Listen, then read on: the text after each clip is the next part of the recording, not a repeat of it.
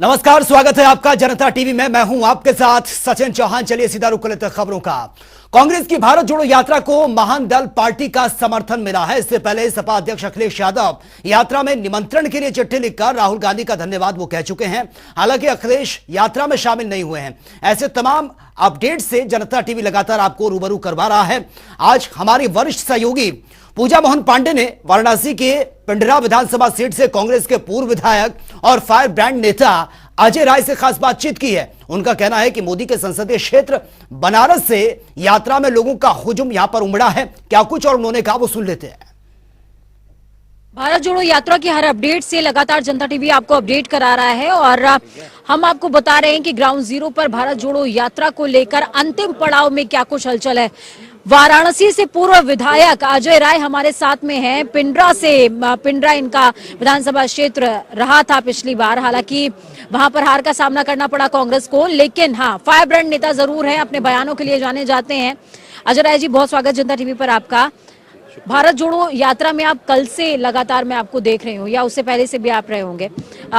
जिस तरीके से उत्तर प्रदेश के अंदर पश्चिम का क्षेत्र भारत जोड़ो यात्रा के लिए चुना गया है, क्या लगता है आपको कि पूर्वांचल उतना ज्यादा प्रभावित हो पाएगा अगर इस रूट से यात्रा निकल रही है तो? देखिए, चुना जाएगा नहीं, ऐसा नहीं हुआ है।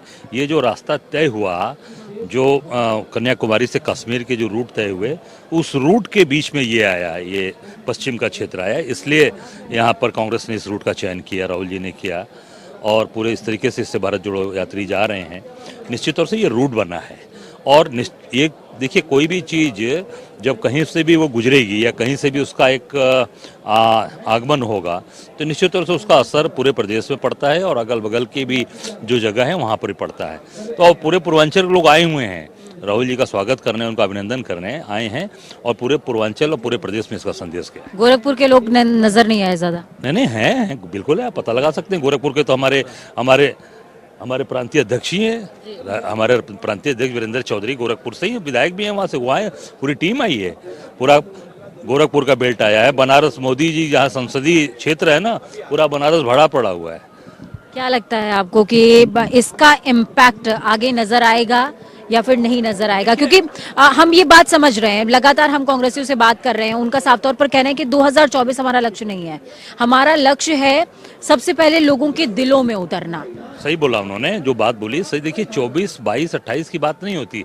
हम लोगों को कैसे अपने साथ जोड़ें, सब एक परिवार का जो रिश्ता है, कैसे आपस के अंदर सबको जोड़ लें, जोड़कर लेकर चलेंगे। और निश्चित तौर से जब लोग जुड़ेंगे, जब साथ आएंगे, तो उसका असर निश्चित तौर से हमें साथ आने से मिलेगा। और एक पारिवारिक माहौल जब बनेगा, तो सब एक साथ सब लोग देखेंगे हमारे बीच में कौन आ रहा है, हमको कौन अपना भाई बंधु बना रहा है। तो वो निश्चित तौर से आज जो राहुल जी ने ये यात्रा शुरू की है, उससे लोग एक लोग जुड़ रहे हैं। हम लोग तो लगातार चल रहे हैं, जिस तरीके से लोग कनेक्ट कर रहे हैं, जिस तरीके से लोग आप स्वागत अभिनंदन कर रहे हैं, निश्चित तौर से इसका परिणाम बहुत ही सुखद और बहुत मजबूत होने वाला है। विपक्ष की अगर बात करूं मैं अजय राय जी, तो विपक्ष के जो तमाम लोग हैं, उनकी तरफ से कई लोगों का समर्थन मिला, कई लोगों के समर्थक यहाँ पहुंचे, कई लोगों ने संदेश भिजवाकर इतिश्री कर ली। तो आपको क्या लगता है? क्योंकि मैंने तमाम लोगों से बातचीत भी करी है, कई लोगों का ये भी कहना है वो डरे हुए हैं, हो सकता है भारत जोड़ो यात्रा के बाद उनका डर खत्म हो जाए। तो अजय राय क्या सोचते हैं इस बारे में? देखिए, सबको आना चाहिए, सबको जुड़ना चाहिए, जुड़कर खड़े रहना चाहिए। डर, जो राहुल जी ने कल कहा ना कि डरो मत, ये हमारे धर्म के बाबा भोलेनाथ की तरफ से जो बकौल आ गया, डरना नहीं है, लड़ो, खड़े रहो, तो डरना नहीं चाहिए। राहुल जी जैसा व्यक्ति आज सीना खोलकर चल रहा है कन्याकुमारी से लेकर कश्मीर तक, तो निश्चित तौर से सबको जुड़ना चाहिए। इस यात्रा का सबको स्वागत करना चाहिए, सभी दलों को स्वागत करना चाहिए, अभिनंदन करना चाहिए। अजय राय को सुन रहे थे आप, साफ तौर पर कहते नजर आए हैं कि भारत जोड़ो यात्रा का सभी को खुले हृदय से स्वागत भी करना चाहिए, अभिनंदन भी करना चाहिए, क्योंकि हमारा मकसद ग्राउंड जीरो पर हलचल पैदा करना तो जरूर है, लेकिन लोगों के दिलों पे हलचल पैदा करना है, ना कि राजनीतिक मकसद है। कैमरा पर्सन आकाश के साथ मैं पूजा मोहन पांडे, शामली। और चलिए इस वक्त की बड़ी खबर से आपको अपडेट करवा देते हैं। इस वक्त की ये बड़ी खबर सामने आ रही है, ये बड़ी खबर आप तक पहुंचा रहे हैं। तो आपको बता दें कि पंजीट गांव में ब्रेक पॉइंट पर रुके हैं राहुल गांधी। फिलहाल जो खबर सामने आ रही है, लोगों से उन्हें प्यार भी मिल रहा है। और आज यूपी में यात्रा का आखिरी दिन है, और आखिरी दिन भी लोगों का जन सैलाब उमड़ रहा है। तस्वीरें भी लगातार हम आपको दिखा रहे हैं। देखिए, इतना कोहरा है, सर्दी है, इतनी ठंड है, उसके बावजूद भी इस यात्रा का हिस्सा बन रहे हैं लोग। सुरक्षा के पुख्ता इंतजाम किए गए हैं, सुरक्षा में कोई चूक ना हो। बाकायदा एक चेन बनाकर घेराबंदी की गई है ताकि किसी भी तरह की कोई चूक सुरक्षा में ना हो। और भीड़ आप देख सकते हैं, इतनी सर्दी, कड़ाके की ठंड पड़ रही है। राहुल गांधी भले ही आपको टी शर्ट में नजर आ रहे हैं, लेकिन उनके साथ जो लोगों का सैलाब उमड़ रहा है वो ये बता रहा है कि देखिए इस यात्रा में कितने लोग लगातार उनके साथ जुड़ते जा रहे हैं। भारत जोड़ो यात्रा का उत्तर प्रदेश में यह आखिरी चरण है। कैराना यहां से रवाना हो जाएगी ये यात्रा। लगातार आप पब्लिक का हुजूम देख पाएंगे कि किस तरीके से। आपको बता दें कि कंपैरेटिवली जितनी जगह से भी अभी उत्तर प्रदेश में ये यात्रा निकली है, उस रूट में कंपैरेटिवली ये रूट थोड़ा सा सकरा है, थोड़ा सा पतला है, लेकिन उसके बावजूद भी पब्लिक का जो हुजूम है वो कम होने का नाम नहीं ले रहा है।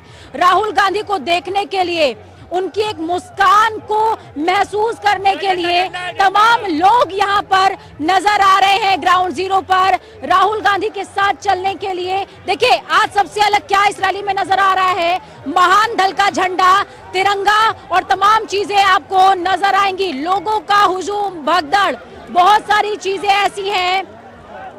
सिक्योरिटी के पूरे इंतजामात, राहुल गांधी चलते हुए, तस्वीरें बेहद खास है। देखिए, राहुल गांधी वेव कर रहे हैं, राहुल गांधी वेव कर रहे हैं और राहुल गांधी को सिर्फ देखने के लिए लोगों का इतना ज्यादा हुजूम उमड़ा हुआ है। सड़कें लोगों से खचाखच भरी हुई हैं और यकीन मानिए ग्राउंड जीरो पर वो हीट महसूस की जा सकती है। जिस तरीके से कांग्रेस लगातार कहती नजर आई कि ये यात्रा राजनीतिक नहीं बल्कि मानसिक यात्रा है, लोगों के दिल में पहुंचने की यात्रा है, वो सफर कांग्रेस तय करती हुई नजर आ रही है। आज ये आखिरी पड़ाव है, इसके बाद कैराना से पानीपत में सीधे हरियाणा में प्रवेश कर जाएगी ये यात्रा। लेकिन उत्तर प्रदेश में महान दल का साथ आखिरी चरण में मिला है और ये यात्रा अपना रंग रूप दिखा रही है। कैमरा पर्सन आकाश के साथ मैं पूजा मोहन पांडे, ग्राउंड जीरो से शामली। और वही केंद्रीय मंत्री साध्वी निरंजन ने कहा है कि आम आदमी पार्टी कहती है कि वो नवोदय पार्टी है। नवोदय पार्टी होते हुए मंत्री साल भर से जेल में पड़े हुए हैं और इस्तीफा तक उन्होंने अब तक नहीं दिया है। साथ ही उन्होंने कहा कि पंजाब के स्वास्थ्य मंत्री जेल में चले गए, उनका काम है धमकी देना, क्योंकि वीडियो सोशल मीडिया पर इसका वायरल हुआ है। वहीं वीडियो सच है, कोई गलत वीडियो नहीं है, इसलिए धमकी वो दे रहे हैं। जेल में आम कैदियों के लिए अलग कानून है, तुम मंत्री हो तो क्या, तुम्हारे लिए अलग कानून होगा, ये तो गलत बात है। वहीं साध्वी निरंजन ज्योति ने यह भी कहा कि कांग्रेस पार्टी पूरी तरह से टूट चुकी है, पार्टी को जोड़ने के लिए सब कुछ किया जा रहा है। जनता जो सड़क पर आ रही है, कोई भी नेता रोड पर निकलेगा तो जनता तो आ ही जाएगी। वो तो आम आदमी पार्टी तो आप जानते हैं कि अभी अपने को कहते हैं नवोदय पार्टी है, और नवोदय होते ही मंत्री साल भर से जेल में पड़े हैं और इस्तीफा तक नहीं लिया है। पंजाब के मंत्री, स्वास्थ्य मंत्री उनके जेल में चले गए, तो इनका क्या उनके लिए बोलना। मैं तो हम काम किया नहीं, अधिकारियों को धमकी दे रहे हैं। तो उनका काम है धमकी देना, उनका काम है, धमकी देंगे, धमकी देंगे क्योंकि वीडियो वायरल हुआ है, तब धमकी तो देंगे ही। यथार्थ है वो कोई गलत वीडियो नहीं है। तुम जेल में हो, आम कैदी के लिए अलग कानून है, अब तुम मंत्री हो तुम्हारे लिए और कानून होगा, ये तो गलत बात है। और वही G20 मीट की तैयारियां आगरा में अब धरातल पर भी देखने को मिलेगी और आगरा प्रशासन, नगर निगम, विकास प्राधिकरण सहित तमाम विभाग तैयारियों में जुटे हुए हैं। G20 को लेकर केंद्रीय राज्य मंत्री SP सिंह बघेल का कहना है कि यह आगरा के लिए एक अवसर है, इसलिए आवश्यक है कि जन भागीदारी के माध्यम से G20 के प्रतिनिधियों का सम्मान स्वागत किया जाए और इसके साथ ही सामाजिक संस्थाओं, जनपद के सेलिब्रिटी और प्रमुख उद्योगी और NGO के साथ मिलकर समन्वय बनाकर शहर को सुंदर बनाने की कोशिश की जाए। खास तौर से जो प्रथम उसमें तो ये तो हम लोग एक मैराथन करके वातावरण बनाएंगे ही, लेकिन एयरपोर्ट से लेके और 3 होटलों में उनके ठहरने की व्यवस्था सरकार ने की है, जिसमें एक ताज कॉन्टिनेंटल है, एक ताज व्यू है और तीसरा रेडिसन है। तो एयरपोर्ट से इन होटलों तक, इन होटलों से ताजमहल से लाल किला होते हुए एतमाद दौला। तो इस इलाके में बीच में मेट्रोज पड़ेगी तो वहाँ ट्रैफिक की व्यवस्था ठीक रहे। वो जो एक बॉटल नेक पुलिया है उस पर कुछ ठीक से इंतजाम हो। इसके अलावा मेट्रोज के पिलर्स पर हम G20 के लोगों को, रास्ते पर G20 के लोगोज को, G20 के झंडे को, भारत के झंडे को, भारत के प्रधानमंत्री जी की होर्डिंग्स को, और वसुंधैव कुटुंबकम इसकी थीम है, वन फैमिली वन नेशन, उसको भी हम लोग हाईलाइट करेंगे। और इस दौरान जो भी राष्ट्राध्यक्ष एयरपोर्ट से आते हैं अपने के चार्टर्ड प्लेन से, तो रास्ते भर कुछ स्टेज बना करके कल्चरल प्रोग्राम, जिसमें भारत की सभ्यता, संस्कृति, अध्यात्म और खासतौर से हमारी धरोहर, हमारा इतिहास, हमारा स्वतंत्र। और वही जालौन पहुंचे राज्यसभा सांसद बाबूराम निषाद ने बड़ा बयान दिया। बाबूराम ने कहा है कि अखिलेश यादव षड्यंत्रकारी हैं। बाबूराम ने कहा कि अखिलेश ने यूपी निकाय चुनाव को फंसाने का प्रयास भी किया है, लेकिन सुप्रीम कोर्ट ने अपना निर्णय दे दिया। साथ ही इन्होंने आजम को नसीहत देते हुए कहा कि आजम को आप न्यायपालिका पर भरोसा कर लेना चाहिए।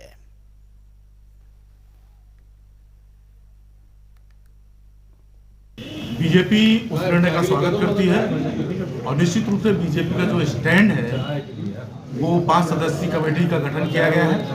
31 मार्च तक कमेटी उसकी रिपोर्ट देगी और रिपोर्ट देने के बाद तत्काल चुनाव पिछड़ों का आरक्षण लागू करते हुए कराने का काम करेगा। विपक्ष के द्वारा आपके ऊपर, बीजेपी के ऊपर ट्रिपल टेस्ट न कराने का आरोप लगाया गया है, इस वजह से ये मामला हुआ है, क्या कहेंगे इस पर? इनके आरोप सब निराधार हैं, कहीं भी सत्य नहीं है। और मैं हरदोई की नगर पालिका के कार्यक्रम में पहुंचे आबकारी राज्य मंत्री नितिन अग्रवाल ने राहुल गांधी पर जमकर निशाना साधा है। नितिन अग्रवाल ने राहुल के उस बयान पर निशाना साधा जिसमें राहुल ने कहा था कि उनकी टी शर्ट बीजेपी को दिखती है लेकिन गरीब बच्चों के कपड़े नजर नहीं आते। नितिन अग्रवाल ने कहा कि राहुल बयान देने से पहले जनता को बताएं कि जब उनकी सरकार थी तब एक बेटी की निर्मम हत्या की गई थी और वो विदेश में थे, उनका क्या कहना है। वहीं उन्होंने कहा कि जो बचकाने बयान देते हैं राहुल जिम्मेदार हैं, जिम्मेदारी भरा बयान उनको देना चाहिए। राहुल जी बयान देने से पहले देश की जनता को ये बताएं जब उनकी सरकार देश में थी और जब एक बेटी की निर्मम हत्या हुई थी, वो विदेश में घूम रहे थे, उस पे उनका क्या कहना है। जो बचकाने बयान देते हैं, जो थोड़ा जिम्मेदार, क्योंकि मैं समझता हूँ कि कांग्रेस के अध्यक्ष भी रहे हैं और एक जिम्मेदार पद पे रहे हैं, सांसद हैं, उन्हें जिम्मेदारी भरा बयान देना चाहिए। आज मैं ये कह सकता हूं। और वहीं वाराणसी में 7 साल पहले प्रतिकार यात्रा के दौरान हुई हिंसा और बवाल में आरोपी महंत संतोष दास उर्फ सतुआ बाबा और बालक दास को जमानत मिल गई है। एमपी एमएलए कोर्ट के प्रभारी न्यायाधीश अवनीश गौतम की अदालत ने जमानत अर्जी यह मंजूर की है। अदालत ने दोनों आरोपियों को 20,000 के 2 जमानतदार देने पर रिहा करने का आदेश दिया है। तत्कालीन सपा सरकार ने निरीह संतों और नाबालिग बटुकों के ऊपर रात्रि में लगभग आधी रात को लगभग 12 बजे लाठीचार्ज करवाया। तो ऐसे अन्याय के विरुद्ध अन्याय प्रतिकार यात्रा काशी की इस धरती पर तत्काल वर्तमान जगत गुरु शंकराचार्य ज्योतिष पीठाधीश्वर स्वामी मुक्तेश्वरानंद सरस्वती जी महाराज के नेतृत्व में निकाली गई, जिसमें काशी और देश के सभी वर्गों से, सभी धर्मों के लोग उसमें उपस्थित हुए। और वही मकर संक्रांति समारोह 2023 का उद्घाटन करते हुए युवा चेतना के राष्ट्रीय संयोजक रोहित कुमार सिंह ने कहा है कि भारतीय संस्कृति और सभ्यता के लिए हमारा अभियान जारी रहेगा। रोहित सिंह ने यह भी कहा कि मकर संक्रांति मिलन समारोह के माध्यम से समाज के सभी वर्गों को एक मंच पर लाने की कोशिश कर रहे हैं। वहीं रोहित ने कहा है कि संगम पंगत के माध्यम से ही समृद्ध समाज का स्थापना करना है। मकर संक्रांति मिलन समारोह 2023 का आयोजन आज बलिया में मालदेपुर मोड़ पर युवा चेतना के द्वारा किया गया है, जिसमें पूरे पूर्वांचल से सम्मानित लोगों का आगमन हुआ है। दही, चूड़ा, सब्जी, गुड़, तिलकुट के साथ आज जनता का अभिनंदन हम लोगों ने किया है। भारत की संस्कृति और सभ्यता के संवर्धन हेतु आज से हम लोगों ने लगातार कार्यक्रम चलाने का संकल्प लिया है। हम लोग नए वर्ष का शुभारंभ मनाने का भी प्रयास कर रहे हैं। हम चाहते हैं कि भारत विश्व गुरु के रूप में स्थापित हो, भारत अपने खोए हुए गौरव को पुनः प्राप्त करे, नौजवान समृद्ध हो, देश की संस्कृति और सभ्यता वासुदेवम कुटुंबकम का भाव पुनर्जीवित हो, इन तमाम चीज़ों पर चर्चा आज मकर संक्रांति मिलन समारोह में हम लोगों ने की है। और भारत की प्रतिष्ठा जो आज विश्व स्तर पर बढ़ रही है, इसके लिए भी हम लोगों ने देश के नेतृत्वकर्ता नरेंद्र मोदी जी को धन्यवाद ज्ञापित किया। और वहीं गोरखपुर फैजाबाद खंड स्नातक निर्वाचन क्षेत्र के तहत आने वाले 17 जिलों के 2.48 लाख मतदाता प्रत्याशियों के भविष्य का फैसला करेंगे और इनमें से 1.64 लाख पुरुष हैं और 84,000 महिला मतदाता इसमें शामिल हैं। निर्वाचन आयोग के मुताबिक 5 जनवरी से नामांकन की प्रक्रिया ये शुरू होकर 12 जनवरी तक चलेगी।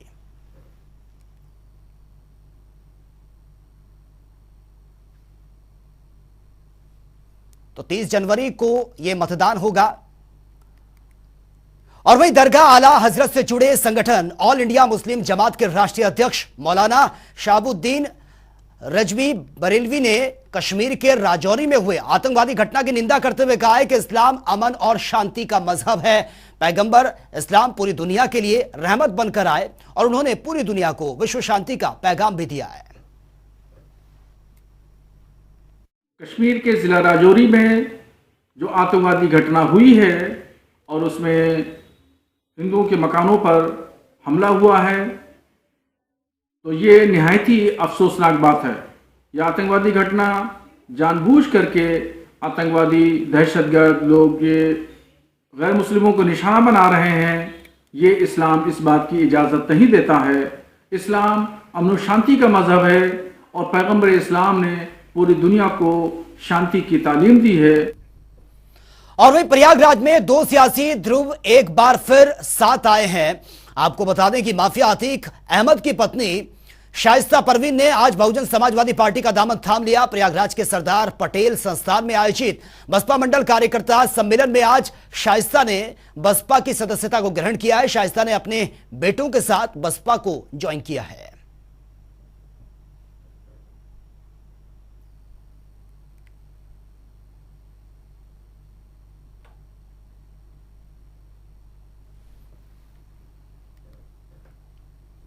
और मैं दिल्ली में हुए कंजावला केस के बाद उत्तर प्रदेश के बांदा में भी दर्दनाक घटना सामने आई है। यहां पर स्कूटी सवार टीचर को टक्कर मारने के बाद ट्रक ने 3 किलोमीटर तक घसीटा है। इसके बाद ट्रक में भीषण आग लग गई। सूचना के बाद मौके पर पहुंची फायर ब्रिगेड ने आग को कंट्रोल किया। पुलिस प्रशासन के वरिष्ठ अधिकारी मौके पर पहुंच गए। पुलिस ने शव को निकालकर पोस्टमार्टम के लिए भेज दिया है। जानकारी के अनुसार यूपी के बांदा में एक तेज रफ्तार ट्रक ने महिला टीचर को टक्कर मार दी। इसके बाद करीब 3 किलोमीटर तक घसीटती भी वो गई हैं और इस दौरान किसी वजह से ट्रक में भीषण आग लग गई। इस दौरान देखते ही देखते ट्रक धुआं कर जलने लगा।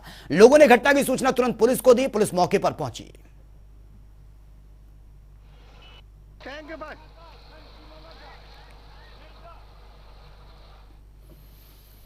और वहीं झारखंड राज्य में स्थित तीर्थ स्थल समेत शिखर को पर्यटन स्थल घोषित किए जाने पर धरना प्रदर्शन यह किया जा रहा था। जैन धर्म के लोगों ने नगर पालिका परिसर में धरना प्रदर्शन किया था और प्रदर्शन कर रहे लोगों ने कहा है कि तीर्थ क्षेत्र समेत शिखर के पर्यटन स्थल घोषित करना धार्मिक भावनाओं को ठेस पहुंचाने वाला कदम है। और आपको बता दें कि पर्यटन स्थल की घोषणा को वापस लेने की मांग को लेकर जैन समाज देश भर में प्रदर्शन कर रहे थे और केंद्र सरकार का झारखंड सरकार का प्रदर्शन लगातार वो किया जा रहा था। लेकिन अब खबर इसमें यह है कि अब इस मांग को मान लिया गया है, यानी कि अब यह पर्यटन स्थल नहीं बल्कि तीर्थ स्थल इसको घोषित किया जाएगा।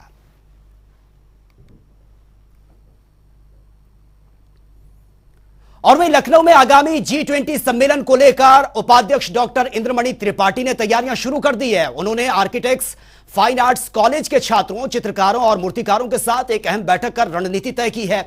उन्होंने विभिन्न आर्किटेक्ट्स के जरिए तैयार किए गए प्रस्ताव पर विस्तृत चर्चा भी की है। सौंदर्यीकरण के कार्यों की थीम और डिजाइन निर्धारित करने को लेकर कोर कमेटी भी गठित कर दी है। लखनऊ विकास प्राधिकरण ने G20 सम्मेलन की तैयारियां शुरू कर दी हैं और पूरी कोशिश की जा रही है कि G20 के आने वाली अतिथियों को भव्य लखनऊ का एहसास कराया जाए और एयरपोर्ट से लेकर के और कार्यक्रम स्थल तक पूरी सड़क ऐसी रंग रोगन की जाएगी और उसकी डिजाइन ऐसी की जा रही है कि कई आर्किटेक्ट्स और जो है आर्ट कॉलेज के प्रोफेसर से राय ली गई है कि कैसे हम सड़क को सजाएं और किस तरह पूरे लखनऊ को हम जो है बेहतर दिखाएं। उम्मीद की जा रही है कि ये काम जल्द ही शुरू हो जाएगा और इसके लिए आर्किटेक्ट्स और फाइन आर्ट्स कॉलेज के छात्रों ने भी अपनी अपनी राय दी है और बैठक में स्काई लाइन आर्किटेक्चर कंसल्टेंट के प्रतिनिधि ने भी एयरपोर्ट से लेकर के और जो प्रस्तावित स्थल तक क्या क्या कैसे कैसे सजाने का काम किया जा सकता है, ये प्रेजेंटेशन भी दी है। हर 500 मीटर स्टेज पर कथक थीम पर स्कल्पचर और मल्टी कलर फ्लैग्स लगाने की तैयारी की चल रही है। शिल्पग्राम से लेकर मेदांता अस्पताल तक शहीद पथ के लैंडस्केप पर हार्टिकल्चर वर्क किया जाएगा और आकर्षक वॉल पेंटिंग, म्यूरल्स और लाइटिंग और हार्टिकल्चर वर्क के काम के साथ ही दूसरे सड़क को और बेहतर करने की कोशिश की जा रही है। इस कहाँ की सड़कों को एकदम नए टाइप से डामरीकरण भी किया जाएगा, जिससे किसी तरह के गाड़ियों को आने में असुविधा न हो। अब एलडीए के वीसी ने साफ कहा है कि हमें जल्द से जल्द 15 दिन के अंदर ये काम जो है अमली जामा मिलने लगे और लोग काम धरातल पर दिखाई देने लगे। कैमरामैन शिवम के साथ टीएन मिश्रा, जनता टीवी, लखनऊ। और वहीं ज्ञानवापी प्रकरण से जुड़े 6 मामलों की सुनवाई आज टल गई है और सभी में अलग अलग तारीखें अब नियमित कर दी गई हैं। सिविल जज सीनियर डिवीजन महेंद्र कुमार पांडे की अदालत में भगवान आदि विश्वेश्वर की ओर से विश्व वैदिक सनातन संघ की अंतर्राष्ट्रीय महामंत्री किरण सिंह ने अर्जी दाखिल कर ज्ञानवापी परिसर भगवान आदि विश्वेश्वर को सौंपने की मांग की है।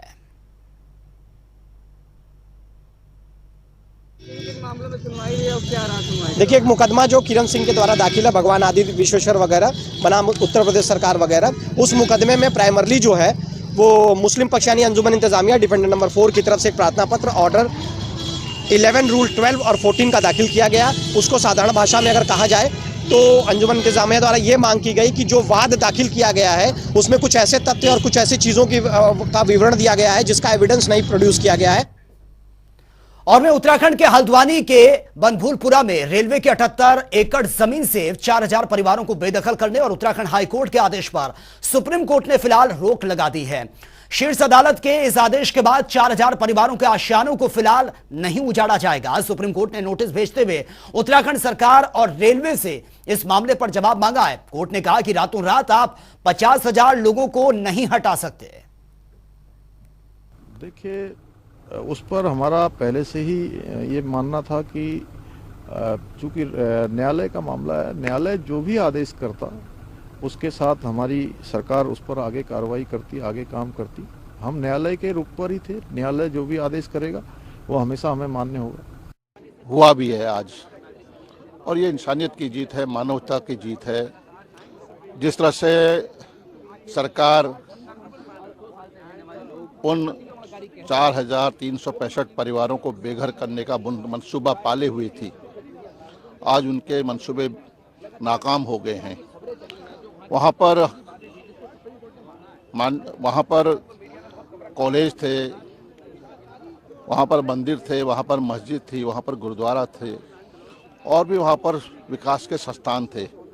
उनको भी दृष्टि में रखा नहीं गया और हजारों परिवारों को बेघर करने का जो फैसला लिया था, तो निस्संदेह आज हमारे हजारों हजार परिवार बेघर होने से बच गए हैं।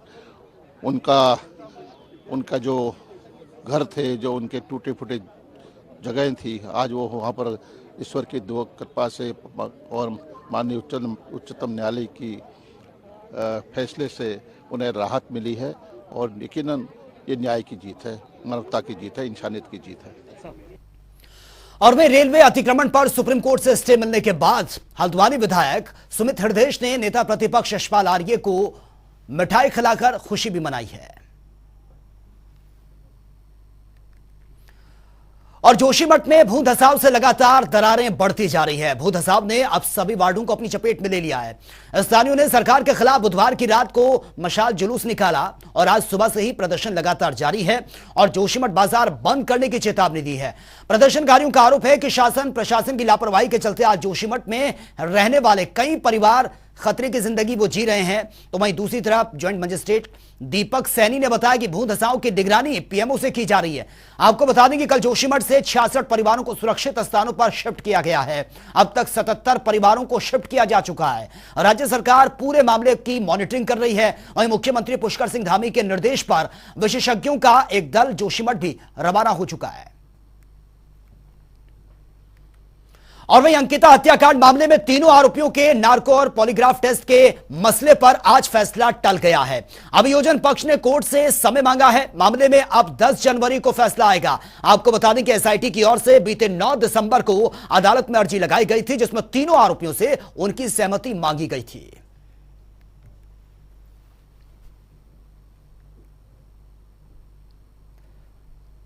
और वहीं घनसाली के पूर्व विधायक भीमलाल आर्य ने कांग्रेस के वरिष्ठ नेता और पूर्व मुख्यमंत्री हर्ष रावत पर जुबानी हमला बोला है। पूर्व विधायक भीमलाल आर्य ने कहा कि उत्तराखंड में कांग्रेस कहीं मजबूत नहीं है। इसका जीता जागता उदाहरण साल 2022 के विधानसभा चुनाव है, क्योंकि इस चुनाव में कांग्रेस ने विधायकी का ही नहीं बल्कि मुख्यमंत्री पद का भी चुनाव लड़ा है।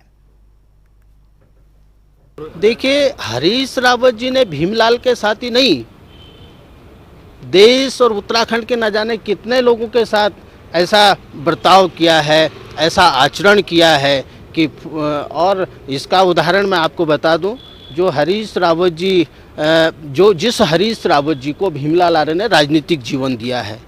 2015-16 में जब कांग्रेस की सरकार गिरी थी 16-17 में, तो उस समय कांग्रेस हरीश रावत जी को अगर राजनीतिक रूप से किसी ने जीवन दान दिया है तो भीमलाल आर्य ने दिया।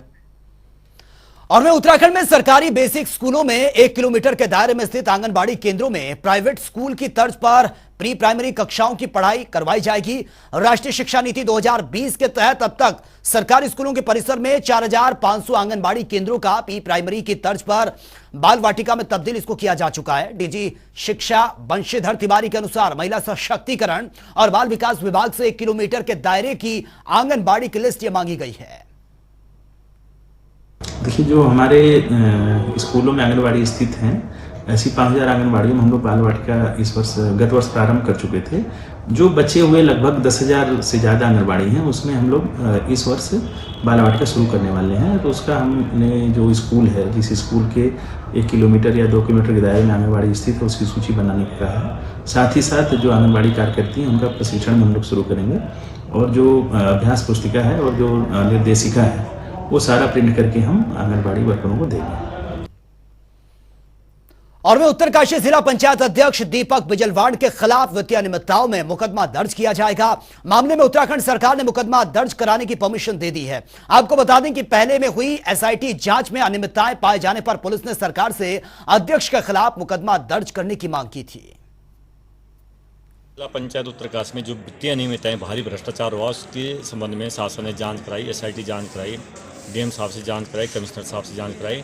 भारी वित्तीय अनियमितताएं की पुष्टि की गई और शासन ने जिला पंचायत अध्यक्ष के खिलाफ मुकदमा दर्ज करने के आदेश दे दिए। लेकिन जिला पंचायत अध्यक्ष आजकल आपको मालूम है, सोशल मीडिया के माध्यम से बड़ी बड़ी बातें कर रहा है कि मैं पाक साफ हूँ, पाक साफ हूँ। कहाँ पाक साफ है? पाक साफ होता। और मैं हल्द्वानी में रेलवे अतिक्रमण के मामले में जैसे ही सुप्रीम कोर्ट से स्टे मिलने की खबर बनभुलपुरा पहुंची तो सुबह से ही दुआएं कर रहे लोगों में खुशी की लहर दौड़ पड़ी। सुप्रीम कोर्ट ने नैनीताल हटाए जाने के आदेश पर अंतरिम रोक लगा दी है और अगली सुनवाई के लिए 7 फरवरी की तारीख तय की गई है। जैसे यह खबर गफूर बस्ती और यहां पहुंची, लोगों में खुशी दौड़ गई।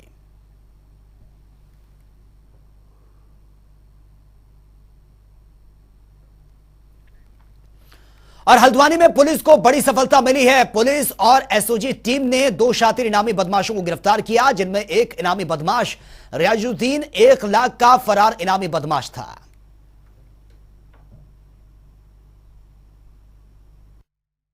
इसमें अगर देखा जाए तो पहला जो मामला है उसको हमने गोरखपुर से अरेस्ट किया। हमारी जो एसओजी की टीम और आपका हल्द्वानी कोतवाली की टीम है, ये रियाजुद्दीन है, 1 लाख का इनामी है। इस पे 2018 में इसने ठंडी सड़क पे जो शोरूम था वहाँ से करोड़ों के मोबाइल की जो चोरी हुई थी नकबजनी, उसमें ये वांटेड चल रहा था और ये हमारी टीम के द्वारा इस पर लगातार कार्रवाई की जा रही थी और गोरखपुर से इसको गिरफ्तार किया गया है। दूसरा जो मामला, तो चलिए अब 2 मिनट में 10 बड़ी खबरों पर भी नजर डाल देते हैं। फतेहपुर के मुछुआपुर गांव के पास तेज रफ्तार कार ने बाइक सवारों को कुचला। दुर्घटना में एक बाइक सवार की दर्दनाक मौत।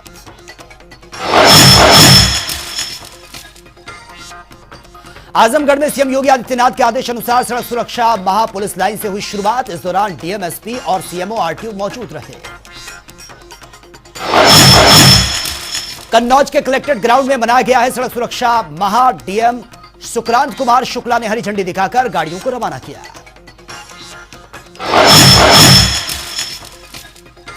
अमेठी में यातायात जागरूकता के तहत सड़क सुरक्षा माह की शुरुआत की गई। सड़क सुरक्षा के नियमों के प्रति लोगों को जागरूक करने के लिए ई रिक्शा रैली भी निकाली गई।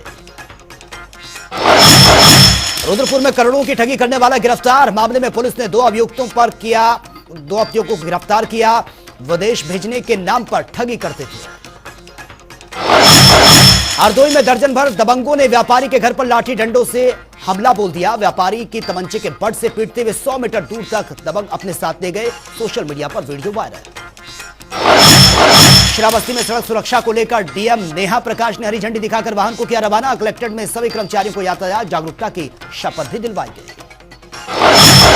रामपुर में घने कोहरे और ठंड ने दिए दस्तक। बढ़ते ठंड के चलते लोगों का जनजीवन अस्त व्यस्त। परिवहन विभाग और रेल यात्रा पर ठंड का भी पड़ा असर। सुल्तानपुर एक माह तक चलने वाले राष्ट्रीय सड़क सुरक्षा माह अभियान का हुआ शुभारंभ। 4 फरवरी तक चलेगा जागरूकता अभियान। बाजपुर में बेरोजगार युवाओं को रोजगार की मांग। नगर पालिका अध्यक्ष गुरजीत सिंह ने मुख्यमंत्री को संबोधित। ज्ञापन चीनी मिल के जीएम हरवीर सिंह को ज्ञापन सौंपा। तो फिलहाल इस बुलेटिन में मेरे साथ इतना ही, लेकिन तमाम खबरों के लिए आप बने रहिए जनता टीवी के साथ। नमस्कार।